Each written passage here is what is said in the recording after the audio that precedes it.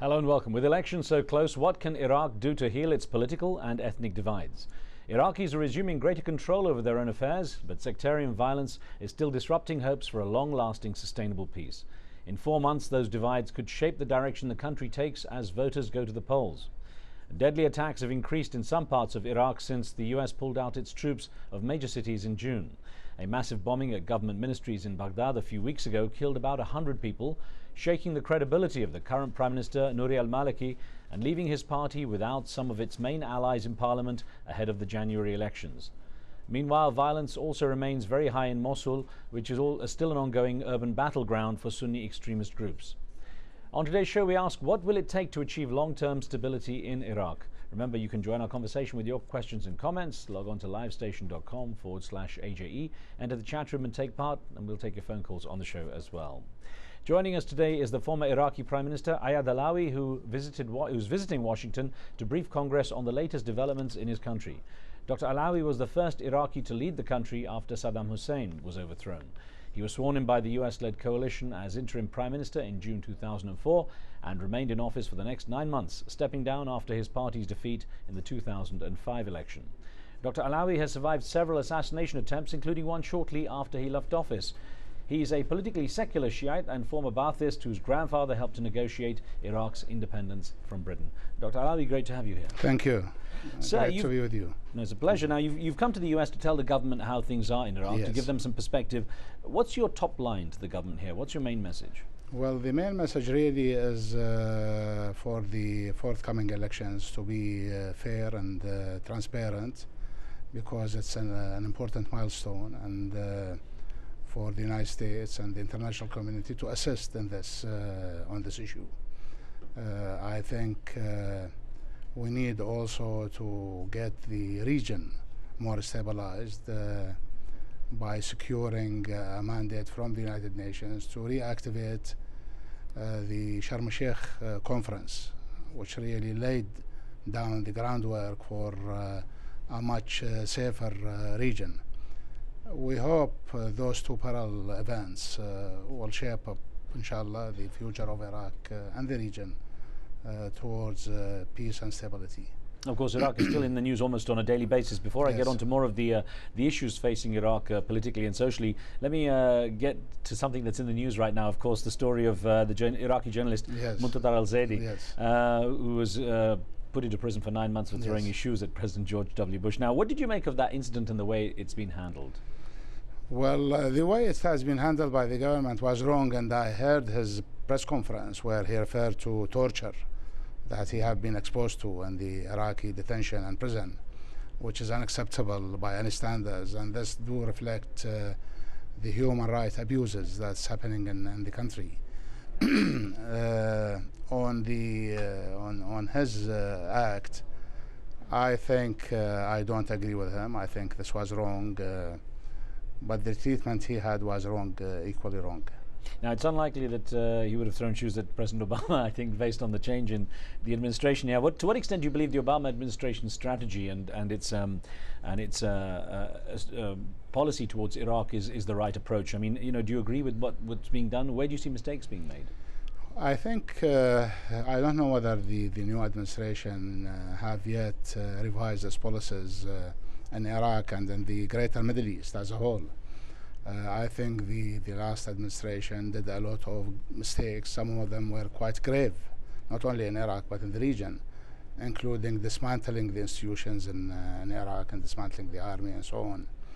I think the new administration, we haven't seen any concrete plan except the withdrawal and the phased withdrawal from Iraq. I hope that the new administration would evolve a new strategy to deal with the issues in the greater Middle East, which is under duress now. As you know, everywhere is quite tense, from Pakistan, Afghanistan, down to Yemen, down to Somalia. Now, also in the news, Vice President Joe Biden's also in Iraq. He's become quite a frequent visitor, I think, to Iraq. There was a time when he was advocating the splitting of Iraq into secular states. Do you think he's moved on from that to be fully in line with the Obama administration's views? I think he have moved away from what he used to advocate. I think he is more now with the Obama proceeding towards stabilizing Iraq. But I think his visit really is connected both to the problems with the Kurds, and the forthcoming election, as well as the withdrawal of the American troops. We had a question, if I may get it to you, from Facebook, from Karachi in Pakistan. A viewer by the name of Hasnain Rizvi wrote in saying, how successful has the presence of the US and coalition troops been in restoring peace in Iraq and changing the socio-economic conditions of the Iraqi people? Overall, how would you assess it? I don't think it have been very successful. I think the mistakes were overriding, really, that have been committed by the old administration. Specifically, three major mistakes: the dismantlement of the state and the institutions, including the army, the policies of de-Baathification, and thirdly, putting Iraq on the route towards sectarianism. And those three issues were really quite harmful to Iraq as well as to its neighbors. I hope that the new administration would revise the policies and would try to make sense of a new policy in the country. Well, so we have Anwar on the line from the United Kingdom. Let's get a question in from there. Anwar, what would you like to ask Dr. Allawi? Assalamu alaikum. Good evening, Riz. Alaikum assalam. Mr. Allawi, I just have one question from you.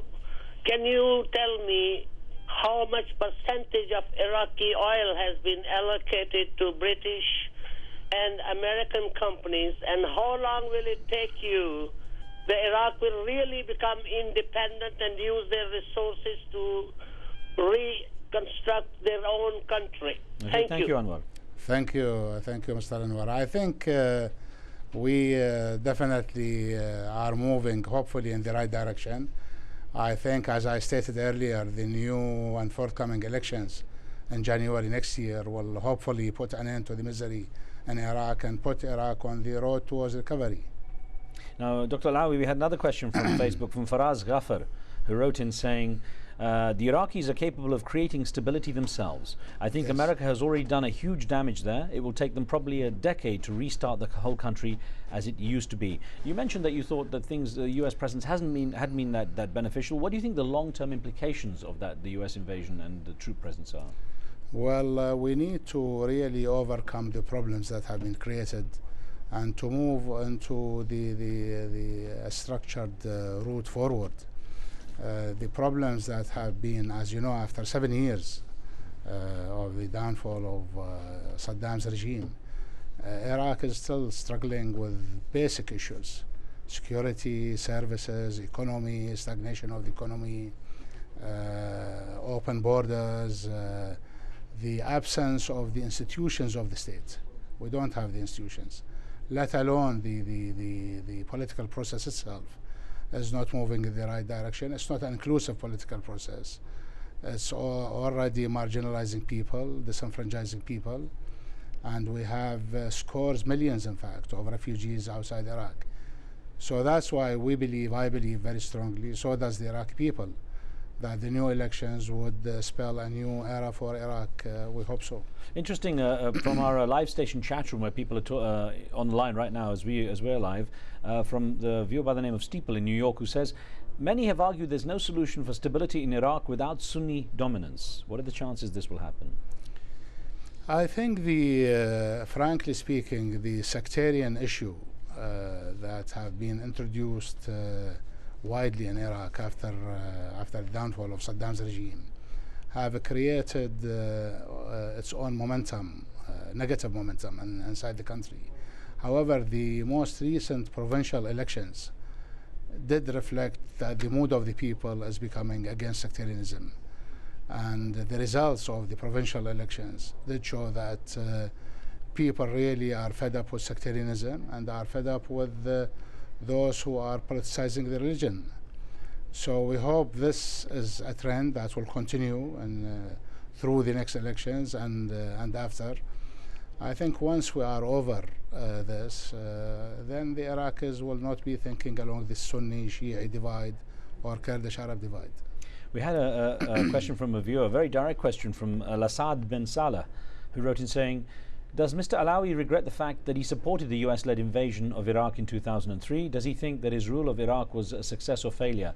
I wonder if you regret, about pushing for that US involvement and about the full claims that Iraq could deploy weapons of mass destruction within 45 minutes.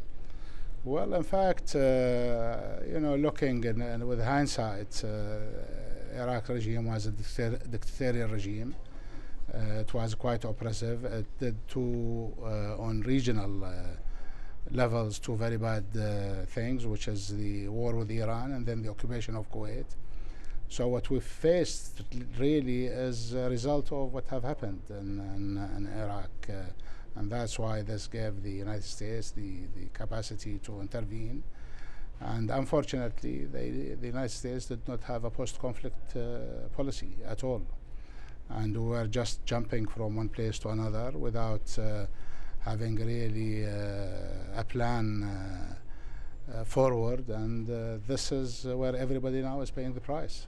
How do you see well, what are your plans specifically for the current election? And do you see yourself running again? Absolutely. Is the national Iraqi nationalist strong now? Absolutely. We are on a non-sectarian or a secular ticket. We are trying to form a front of all non-sectarian secular forces, and we will be definitely competing in the elections. But we hope, to start with, that we should have a transparent elections in Iraq. Well, Dr. Allawi, I'm going to take a very short break here. We've got more questions for you. As we pause, let me remind you, you can join the conversation with your questions and comments.